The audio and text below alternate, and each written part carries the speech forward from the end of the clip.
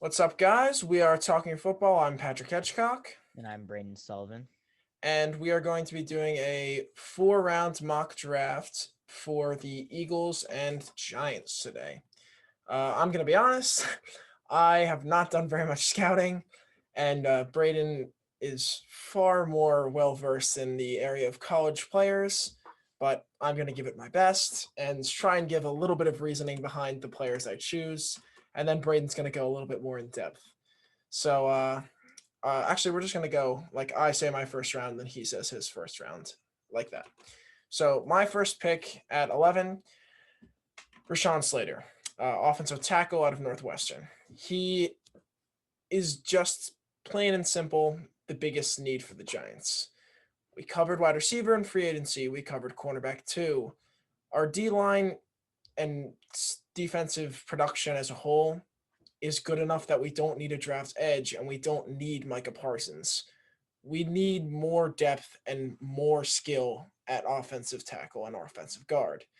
I personally think Matt Pert should start at right tackle and Andrew Thomas should start at left, but the guards are still up in the air. And Slater is very versatile, could play either the guard or the tackle position. I say throw him in there. He's young, he's got a lot of potential, a lot of upside, and he could compete for the guard or tackle spot. I agree with you. I think it's a good pick. When you're looking at other people on the or other very good players on the board, Slater's probably your best bet, assuming that Sewell is already gone. Yeah. If he's there. Yeah, I'd like to trade back, honestly, and take him still. But if we can't, the lineman I'm happy with. We're also doing no trades in this one. Yeah, no trades. On to my pick. Obviously, people are aware that the Eagles traded down with the Dolphins after the Dolphins traded back with the 49ers. So the Eagles now hold the 12th pick in the draft. And this one, honestly, up in the air. You can go Micah Parsons if he's there. You can go J.C. Horn if he's there. If all three receivers are gone, it sucks to suck. But Or if there is a receiver there, you take it. I think corner 2 is more necessary here, so I will take J.C. Horn. If Smith is there, it's up in the air, honestly. I love both of them. They're both great players. But I think corner 2 is more of a necessity now. Nickel Roby-Coleman's gone. Avonte Maddox will probably slide back into the slot corner. So I think that's where I stand. I'll take J.C. Horn with my pick. interesting. That's really interesting. Okay. Caleb Farley's also sliding because of The back surgeries, yeah. surgery. So That's unfortunate, really. He was the cornerback 1 before. He was cornerback 1, cornerback 2. Him and Surtain were very close, but he had the chance to be cornerback 1. That's really unfortunate for Farley and unfortunate for the Eagles. For the second round at pick 42, I am going to say the Giants select best player available. Honestly, from here on out, they can go any which way for this. There's guys like De'Ami Brown who could still be on the board. There's guys like Jason Owe, Joseph Osai, guys that could fall to them, guys that could be reaches. There's just a lot of depth at a good amount of positions that the Giants need. And I think they're going to go best player available. So my best guess is Jabril Cox, linebacker out of LSU. We can use him as our linebacker 2 or even linebacker 3 to go behind Tate Crowder and then Reggie Ragland. We're just bringing in more depth at the position. We've had a good solid amount of injuries throughout the linebacking core of the Giants, especially outside linebacker. So bringing in a guy that's a little bit more versatile and who could end up being our linebacker 2 behind Blake Martinez and fill that young defense could be super helpful for the Giants. But again, I don't know really what I'm talking about. And there are so many options at pick 42 for the Giants, so they could go any which way. Eagles' second round pick is also a toss up too. Assuming you go defense in the first round, it's probably offense in the second round. That's where I look at De'Ami Brown, Pat Freiermuth. Missing out on the Kyle Pitts sweepstakes, taking Freiermuth would be a good option for the Eagles, actually. also assuming Zach Ertz will be traded before draft day, or Yeah. after draft day, any time before the season starts next year. You could you could go defense again. You could go Jabril Cox. We could steal Jabril Cox before you. Um, could also go for a really solid center in Landon Dickerson and take him before uh, for the Jason Kelsey replacement. That could be a solid option as well. Honestly, this pick is so up in the air that it honestly doesn't matter who you go with at this point. But if I have to choose one, I will assume that if we go defense first round, it's offense second round all the way. I'm gonna take De'Ami Brown. We do need a deep threat. Jalen Rager's moving into the slot, so I'm gonna take De'Ami Brown with the second pick. Yeah, interesting. It seems very common that the second after the first rounds, it's really hard to predict what a team's going to do, but we can just give our best guess, give an overview of the positions that are there, and have some fun with it. I also Third, oh, yeah. I also know that the Eagles have met with Elijah Moore and Terrace Marshall. Mm-hmm. I don't think either of them will be available at 37 for the Eagles. So I'm gonna say that if none of those guys are available, I'm just assuming what's gonna happen. Where I'm assuming that they're gonna be gone. That's why I'm gonna take De'Ami Brown. I know people think Terrace could slide to the Eagles. I don't think that's gonna happen. So I'm gonna just say that. Yeah, I see. So then, what does it mean for my third round pick?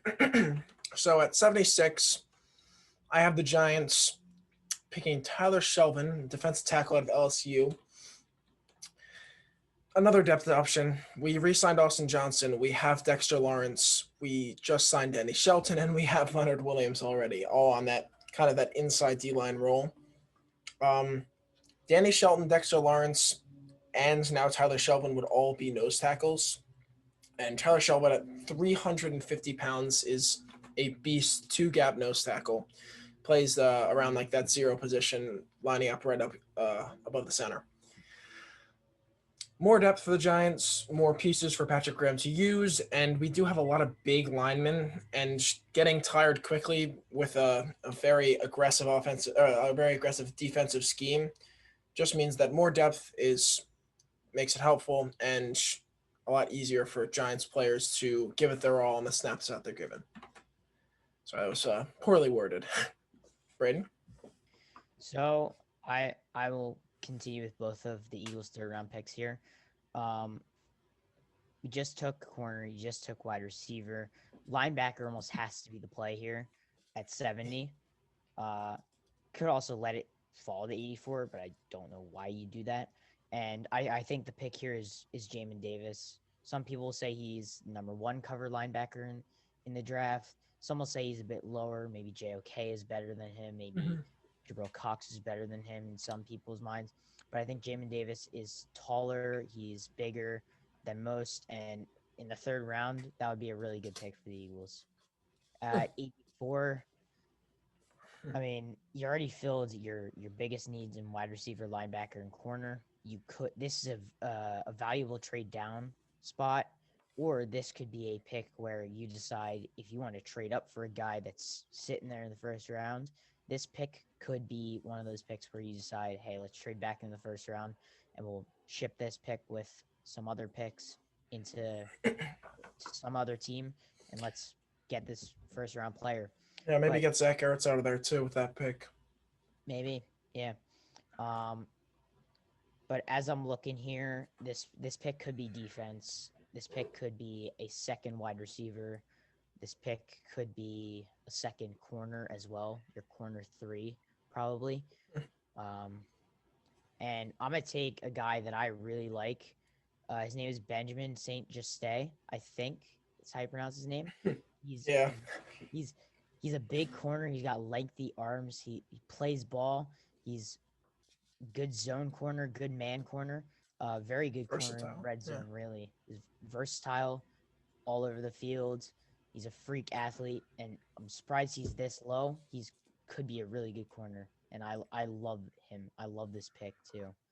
Yeah, we're using PFF, but there's a lot of like PFF can't predict who's going to go when. Neither can the Draft Network and any mock draft simulators. Oops, sorry. So we're going to try and use PFF just because, I don't know, it's the cleanest. But honestly, there's people that think Quincy Roche, or there's mock drafts like sites that think Quincy Roche could fall to the 5th, or he could be picked in the 3rd. I'm going to have him going to the Giants in the 4th round at pick 116. He's an edge out of Miami. And he is the only person that I have actually done any research on and any film. I watched a lot of film on him. Him and Dylan Moses have been the only two that I've watched.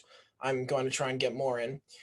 But if I can remember correctly, he has a very limited set of pass rush moves. He goes to the outside a lot. He catches hands. He doesn't swipe them. But his inside move is lethal. He barely uses it, so he's able to catch offensive tackles on their heels and jump into the outside, cuts through the inside. He doesn't turn the corner extremely fast, and his ability to finish the job, to actually get to the quarterback, he can get a lot of pressures, he can get some hits, but his ability to turn the corner, put that foot down, and drive into the quarterback is questionable. He would be a depth option, most likely play that outside linebacker at the end role. The Giants play a hybrid 3-4-4-3 because Patrick Graham, but he would most likely be a depth option, decent upside, and I like him in the 4th round, so I'll have him take him there. The Eagles in the 4th round, it could honestly be anything for depth. I think D-line is a possibility. Could be offensive line, tackle, guard, your center replacement for Jason Kelce, although I don't think that'll happen this year. This pick is also a toss-up for me. There's a lot of great players that I like. I think Aaron Banks is probably my pick. He's a guard from Notre Dame. I really like him more than like most, and he's probably the highest and best player available at interior O-line or O-line in general. I don't think that using a pick on defensive line is necessary. Just sign Anthony Harris, so maybe not using a pick on safety either. You have your young guys at wide receiver. Just get depth for your O-line. Help your O-line out in case that gets hurt again, because we all saw what happened last year with O-line. Yeah. That was a nightmare. I think I'll take Aaron Banks, mainly just because Brandon Brooks' injury, that could be very scary again. Sam Ollie, you don't know if he's going to be your long-term replacement. Off guard, yeah. Yeah. So, to give a little overview, I have the Giants picking Rashawn Slater, Jabril Cox, Tyler Shelvin, and Quincy Roche. 3 defensive picks, 1 offensive tackle / offensive guard. Honestly, make what's good better in the Giants' case and get a lot of depth. Offensive line is probably our biggest need, so picking Slater at 11 could be extremely helpful. And then just giving Patrick Graham more toys to work with and more depth options in case players get tired, players get hurt, and it's just a lot of versatility could be extremely helpful in pushing the Giants to make the playoffs this year. Just a recap for the Eagles: J.C. Horn, De'Ami Brown, Jamin Davis, Benjamin St-Juste, and Aaron Banks. You knock out your corner 2, corner 3. You knock out a wide receiver that's your deep threat. You knock out a coverage linebacker, and you get some offensive line depth. That's really what the Eagles need to do in this draft. Just get depth and get younger. Really is all about this draft and the next few drafts, as we have tons and tons of draft capital. Yeah, well, thank you all for watching. This is our mock draft episode, and we'll probably be doing another one of these getting closer to draft day, which is at the end of the month. Thanks for tuning in. We are Talking Football. I'm Patrick Hedgecock. And I'm Braeden Sullivan. And we will see you next time.